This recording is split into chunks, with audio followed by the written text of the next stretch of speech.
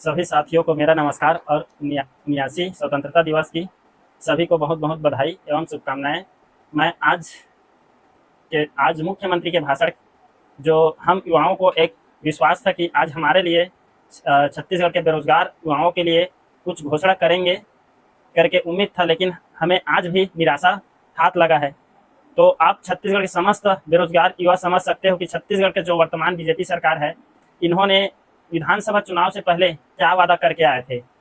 1 लाख सरकारी पदों पर 2 साल के अंदर भर्ती करने का वादा करके युवाओं को अपने ओर लाया था और सभी युवाओं ने बीजेपी को वोट दिए थे। और 57,000 शिक्षक भर्ती का वादा बीजेपी सरकार ने किया था, जिसे 1 साल के अंदर भरने का वादा किया गया था।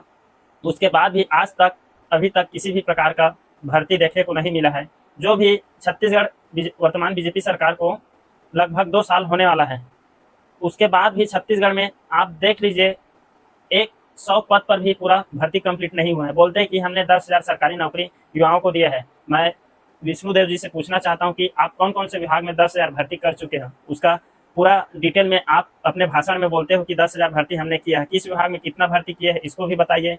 मेरे जानकारी के तहत अभी तक किसी भी विभाग में आप 100 पद से भी ज्यादा किसी को नियुक्ति पत्र नहीं दिए है। घोषणा करने से कुछ नहीं होता। घोषणा तो आपने 33,000 शिक्षक भर्ती का भी विधानसभा में घोषणा किए थे हमारे पूर्व शिक्षा मंत्री विजयमोहन अग्रवाल जी ने, लेकिन क्या हुआ? घोषणा से कुछ नहीं होता है। आप उस चीज को पूरा करके बताइए। हमारे वित्त मंत्री जी पूर्व IAS, जिनको छत्तीसगढ़ के युवाओं ने विश्वास करके कि एक पढ़ा लिखा IAS पढ़ा लिखा युवा मतलब राजनीति में आएगा तो युवाओं के बारे में सोचेंगे, लेकिन मेरे को आज कहना पड़ रहा है कि इससे अच्छा तो अनपढ़ नेता लोग होते हैं, जो वोट बैंक के राजनीति के लिए कम से कम युवाओं के बारे में सोचते हैं। ये तो पढ़ा लिखा 1 नंबर का गधा गंवार और IAS है, पूर्व IAS है। इन्होंने क्या भ्रष्टाचार करके मतलब राजनीति में घुसा है, किस चीज को ये वाइट करने के लिए राजनीति में कूदा है, इसको तो मैं नहीं जानता। लेकिन ये बोलता है कि शेयर मार्केट में 2 करोड़ को मैंने 2 साल में 24 करोड़ बनाया। क्या ये सभी युवाओं, बेरोजगार युवाओं को ये जुआ खिलाने के लिए सिखा रहे हैं क्या, ऐसी भाषण देकर? मैं पूछना चाहता हूँ OP चौधरी जी से, आपने चुनाव के पहले सभी कोचिंग सेंटरों में, बिलासपुर के हर कोचिंग सेंटरों में आकर युवाओं से वोट का भीख मांगे थे। एक बार बीजेपी का सरकार बना दीजिए। बनाने के बाद युवाओं के लिए कैलेंडर बनाकर भर्ती करेंगे। क्या कैलेंडर बनाया हो? कैलेंडर में क्या भर्ती है? आपके 2 साल के कैलेंडर में कितना वैकेंसियों पर भर्ती हो रहा है? सही समय पे आप भर्ती ले रहे हो? बताइए तो।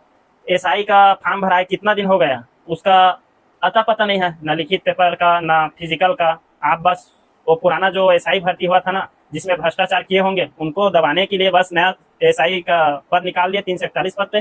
लेकिन उसके बारे में, उसके भर्ती के आगे प्रोसेस के बारे में अभी तक किसी प्रकार का आया नहीं अपडेट। इसी तरह आपने युवाओं के रोजगार के बारे में भाषण देते हर जगह कि हमने कांग्रेस सरकार से कई गुना 3 गुना भर्ती करेंगे।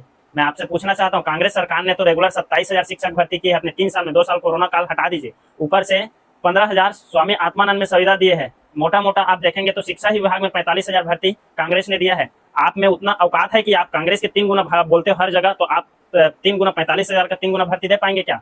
1,35,000 आप शिक्षा विभाग में भर्ती दे पाएंगे क्या? मैं पूछना चाहता हूँ। अरे आप तो पूर्ववर्ती सरकार का निकाले हुए सहायक शिक्षक का भर्ती जो 6वां लिस्ट लेना था, जिसमें हाई कोर्ट सुप्रीम कोर्ट ने भी स्पष्ट आदेश दिया था, जिसमें 2621 पद में BED को बर्खास्त करके DED वाले को लेने के लिए बोले थे। लेकिन आपने सिर्फ एक लिस्ट निकाले, 1299 को नियुक्ति दिए और अभी भी 1316 पद अभी भी उसमें बचा है। लेकिन आप DPI को सिर्फ गुलाम बनाकर, नेताओं के गुलाम बनाकर रखे हो। DPI बोलते हैं कि सरकार लेना नहीं चाहते, इसलिए हम 6वां लिस्ट नहीं निकाल रहे हैं और युवाओं को रोजगार देने की बात करते हैं। पुराना जो भर्ती है उसको तो पहले कंप्लीट कीजिए, उसके बाद नया भर्ती निकालेंगे। और युवाओं को जो DED BED करके लाखों युवा DED BED करके आज शिक्षक भर्ती का इंतजार कर रहे हैं।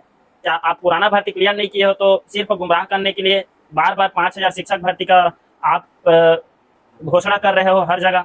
अरे करना है 5,000 तो नोटिफिकेशन निकालिए, सीधा एग्जाम कैलेंडर निकालिए, उसका इस डेट को नोटिफिकेशन आएगा, इस डेट को एग्जाम होगा करके। युवाओं को गुमराह क्यों किया जा रहा है?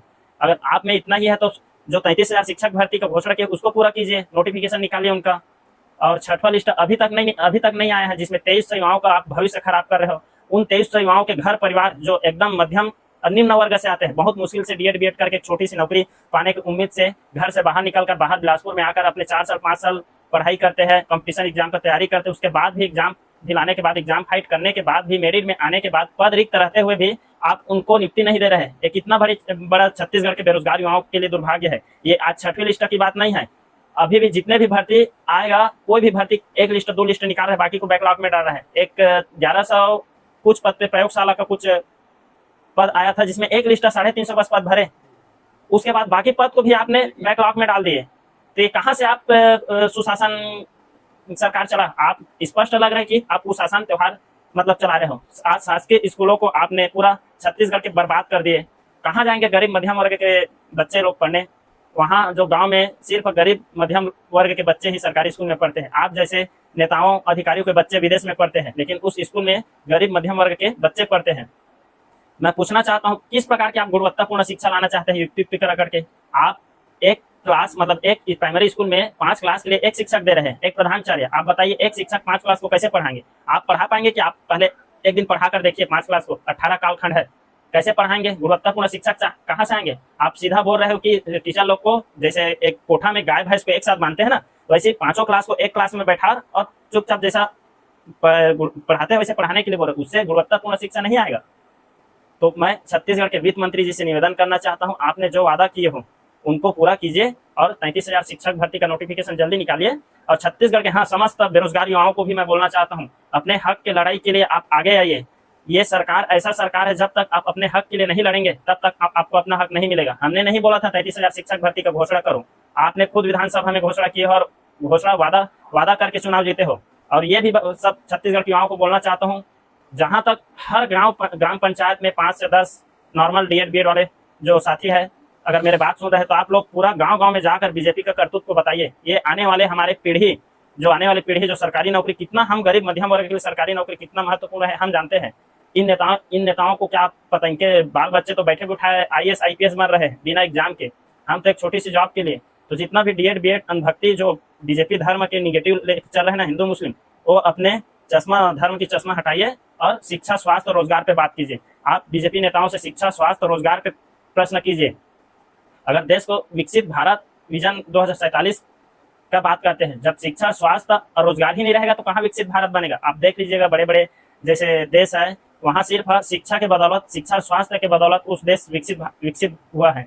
तो हमारा भारत देश इस स्थिति में, जिस स्थिति में मतलब सरकारी स्कूल को, स्वास्थ्य को, रोजगार को बर्बाद किया जा रहा है, इस स्थिति में तो मुझे नहीं लगता कि विकसित भारत 2047 तक बनेगा। जो नेता 2047 का बात करता है, 2025 का नहीं बता पा रहे हो, क्या विकसित भारत 2047 का विजन बता पाएंगे? बस मैं इतना ही बोलना चाहता हूँ।